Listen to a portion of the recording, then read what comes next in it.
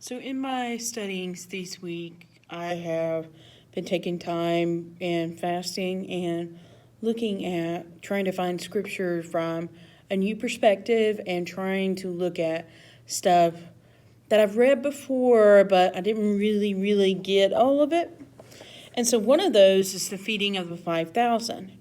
And so, I did some word study and I went through, and you know the story that Jesus was teaching and a bunch of people were around him. And then to try to feed them, he gathered all the people, blessed the food, and they passed it out. And suddenly, 5 loaves and 2 fish can somehow feed 5,000 people. Well, it is, and in my research, I learned a couple of things. That the feeding of the 5,000 took place near Tiberias, which is on the southwestern shore of the Sea of Galilee, and it also is the Roman capital of the province. You may be thinking, okay, what's that mean?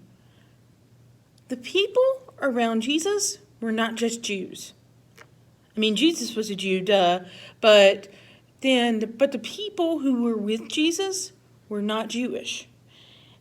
The Jewish people would not live in Tiberias because the city was built on a site where the Jewish people buried their people. And they still do not, still to this day, as far as I can tell, do not live there. So the location means that Jesus probably brought some Jewish people with him, but more than likely they were Samaritans, Gentiles, Romans, soldiers, slaves, slave owners, women, children, lepers, sick, Pharisees, priests, and just a variety of unclean people and sinners.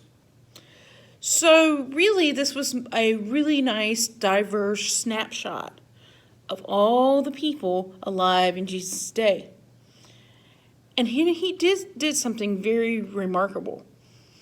In the Arabian culture today, even today, it is not customary for someone to sit at your table or for you to sit at the table with someone you don't know. Here in the United States, we rarely do that, honestly, but we might.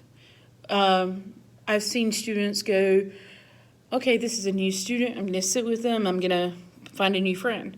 But Arabians, people do not do that. It's not part of their culture.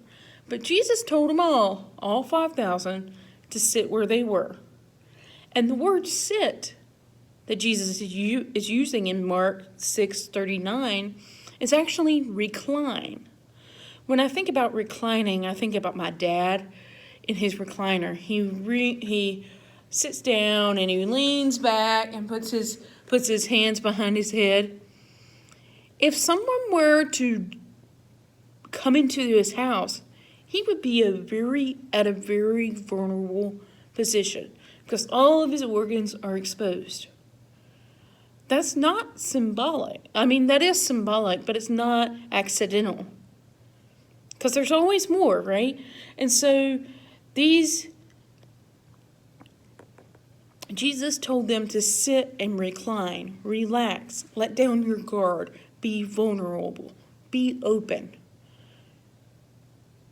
And they weren't sitting, most likely. They weren't always sitting with people that they know.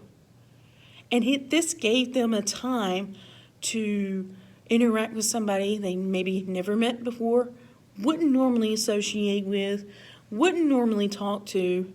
And when you do that, when you get out of your comfort zone and you talk to people you normally wouldn't talk to, that's where God shows up sometimes. So they eat, and the disciples, they gather up the extra. And I think that this was symbolic because the word that they used is very much like a word that they would use to show that every single person or every single fragment is important. So Jesus gathered this up to show that nobody or nothing can be lost, that everyone is included.